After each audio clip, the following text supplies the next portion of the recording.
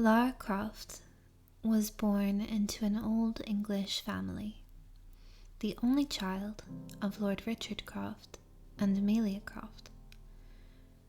Croft Manor was less a museum of wealth than a workshop of curiosity. Maps forever half unfurled across oak tables, notebooks left open with translations in the margins, artifacts standing like silent questions in glass. In the telling, childhood is brief. Loss arrives early and leaves a hollow that books cannot fill. In the years that follow, a family friend steps into the light where parents once stood.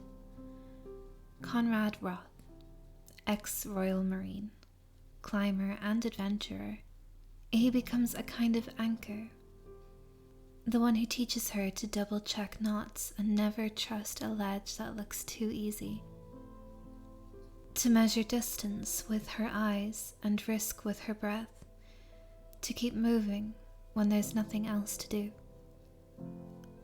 Roth's lessons are practical and patient. On wind-swept crags, he shows her how to find holds that don't advertise themselves. In quiet rooms, he drills her on first aid, bearings, and how to think clearly when fear tries to rush the mind. He never promises the world will be kind. He promises only that skill and judgment can bend a bad day just enough to survive it. Lara listens. She keeps notes. She returns to the same cliff faces until her hands know them by feel. Behind all of it runs a steady current, the need to know what happened, to follow the kinds of threads her parents once tugged. Curiosity, for Lara, is not a hobby, it's a compass. By the time university ends, 21 feels too old to wait for life to start. The line between lecture hall and field has to be crossed. A plan forms around a rumor, then a hypothesis, then a conviction. The lost kingdom of Yamatai is not lost at all. It rests somewhere inside the Dragon's Triangle, a stretch of water with a reputation for swallowing signals and spitting back storms. Celebrity archaeologist James Whitman wants a camera-ready story.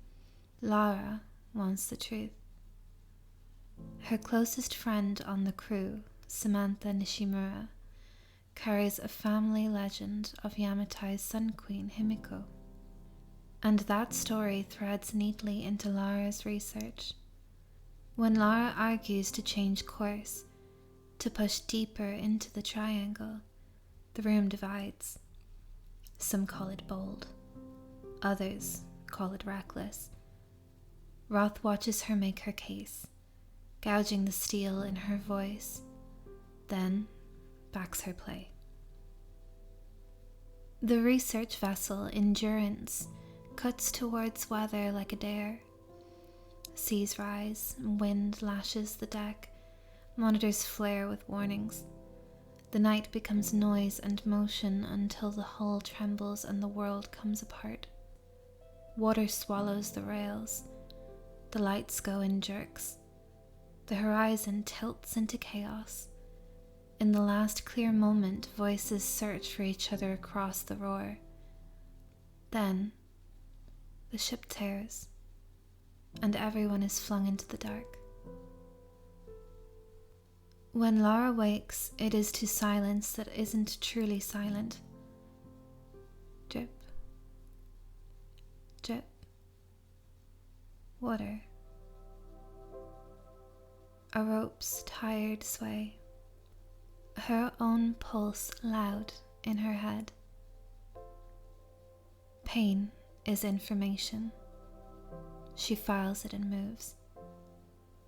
She stumbles out into the trees that crowd the sky and a beach littered with the Endurance's bones.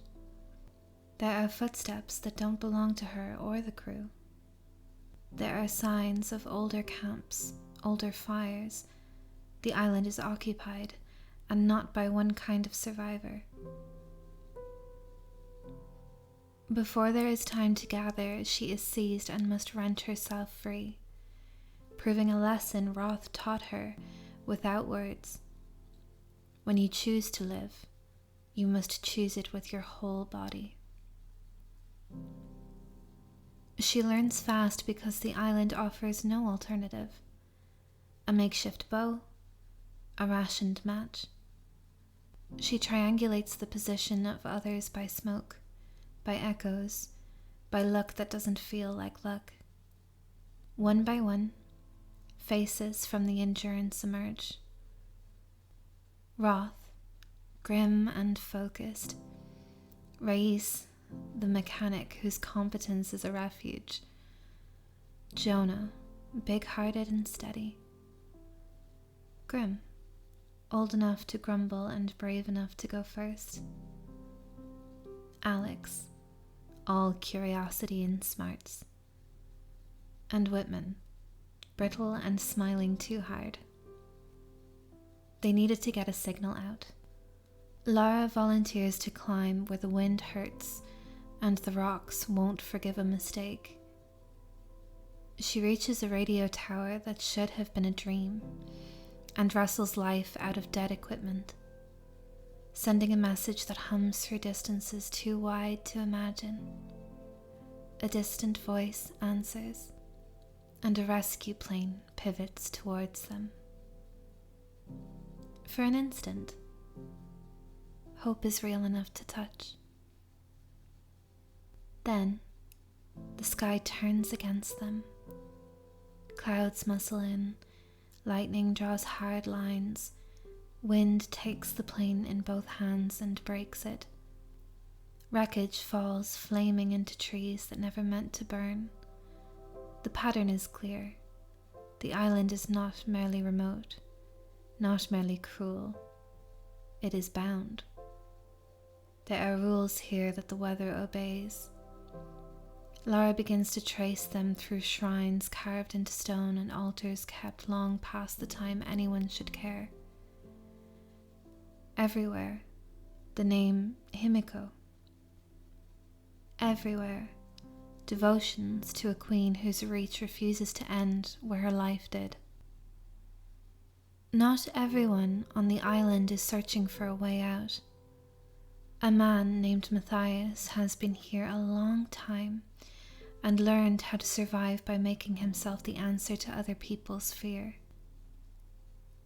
Out of the wreckage of decades, he has built the Solari Brotherhood, a cult stitched from desperation, and heard in the storms not a warning but a promise.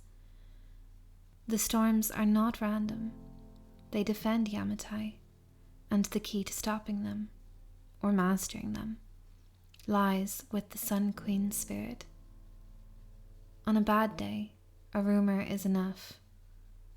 On a worse day, a plan grows from it. Matthias wants a vessel for Himiko, and Sam, with her blood tied to the past, is the vessel he chooses. Lara's purpose narrows. Find Sam, stop the ritual, break the island's grip. The ground between here and there is paid for in movement, in courage, and the kind of losses that don't scab over. She drags Roth through a night when the wolves own the trail, her shoulder under his weight, his breath snagging and then evening out. Later, he places himself between Lara and a threat she cannot outrun and spends his life to buy hers. Lara doesn't argue with his choice. There's no time to argue. But grief moves in, sets down its bags, and refuses to leave. The island keeps taking. On a cableway above a canyon, Grimm meets the moment with the stubbornness of men who have outlived their fear. His last act is to make sure Lara crosses. Alex, in the drowned corridors of the Endurance, gets her the tools they need and then understands that he cannot follow. What the sea crushed, time cannot undo. Lara leaves with what she came for and with something he asked her to carry that isn't made of metal. Even Whitman, desperate to frame events as something he can narrate and thus control, chooses a path that ends where all bargains with cruelty end. Matthias and the Solari allow him to walk beside them until they don't. Between losses, Lara works the puzzle. She reads murals with her fingers and diaries with the kind of attention pain sharpens. The story that emerges is older than the island storms, yet sewn to them like skin to bone. Himiko was not merely a queen, but a force that refuses to fade. Her spirit moves through ritual ascension into a chosen body. If the transfer fails, she remains trapped, and the Stormguard soldiers bound beyond death to her will keep watch until the next attempt. The storms that wreck planes and drown ships are the island's immune system, raging until their queen is satisfied.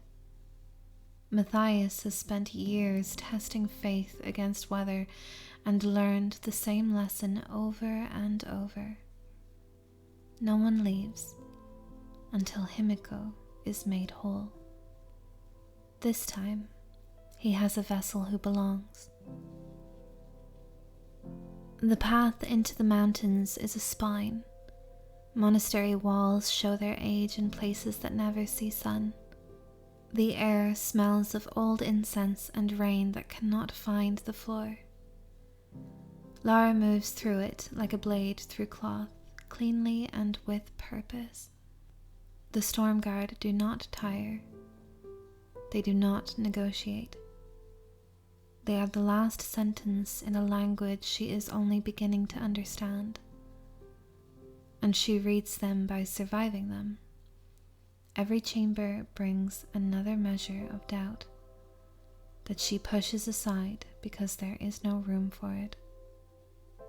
Sam is ahead, and the clock is made of thunder. At the summit, the storm feels personal. Lightning writes its name across the peak. Inside, the ritual chamber holds a geometry that was old before the maps were inked. Matthias stands where men stand when they want the world to notice them. Sam is arranged for the ceremony. The air is crowded with something that doesn't breathe. Lara enters with nothing left to lose. There is no negotiation. There is no clever phrase that will make men see sense. There is only movement, closing distance, ending Matthias's hold, and then the act that ends the island's sentence. Himiko's remains are destroyed, the ritual severed at the root. The chamber buckles, the storm outside staggers. What the island has been for generations, trap, altar, prison, comes undone in a single shuddering exhale. When the noise recedes, it leaves a silence that tastes like freedom. The sky, which has answered only to rage for so long, opens a corridor of blue. Lara gets Sam on her feet and the two of them pick a way down. Jonah and Rhys hold fast at the rendezvous, faces carved by grief and relief in equal measure. A freighter takes them aboard. The deck is nothing special. Salt, rope, sun-bleached paint. But it is the first safe place in too long, and that makes it a kind of miracle. On the rail, sea wind tugging her hair, Lara looks back toward a coastline already softening into haze. She thinks of Roth's quiet corrections and the way he watched her argue for the triangle, as if measuring the distance between who she was and who she would have to become. She thinks of Grimm's last joke shouted into the wind, of Alex's half-finished sentence swallowed by the ship's groan, of Whitman, who wanted to own the story and forgot that stories own us. She thinks of Sam asleep below deck, finally free of a fate she never chose. The island gave her answers. It also asked her the only question that matters. What now? Home is possible. So is pretending that Yamatai was an accident and not a statement. Lara understands with a clarity that doesn't need words, that the world is full of places where power has been buried on purpose and truth has been left to rot because it is inconvenient. She has the training for this work. Roth made sure of that. She has the mind for it. Her parents made sure of that. What she needed, Yamatai provided. Purpose. When the ship's doctor offers rest and the crew suggests a quiet return to ordinary life, she smiles without malice and shakes her head. A survivor is born, the logbooks will say. And perhaps they're right. But it's more than survival. It's a vow. On the first clear morning after the storm breaks, Lara sits with a notebook and begins sketching routes that were once mitts and now invitations. She lists names of sites that bothered her for years because the explanations were too tidy. She marks supply lists and coordinates. She draws a small wolf in the corner of the page without meaning to and laughs when she notices it. The world will come to know Lara Croft as a raider of tombs, a seeker who walks into dark rooms and leaves with light. But that reputation begins here. Not with glamour, not with ease, but with a young academic who boarded a ship to test a theory and stepped ashore with the kind of resolve that changes how a life is measured. Her childhood gave her mentors and means. Yamatai gave her scars you cannot see and a direction you cannot mistake. The next expedition will not be an accident of weather. It will be a choice. And when the choice comes, she will already be reaching for her pack. A ship, a storm, an island that held too tightly to its queen, friends made and lost, a ritual broken, a sky that finally remembered how to clear, and a young woman at the rail of a freighter, eyes forward, already charting the line from who she was to who she is willing to become.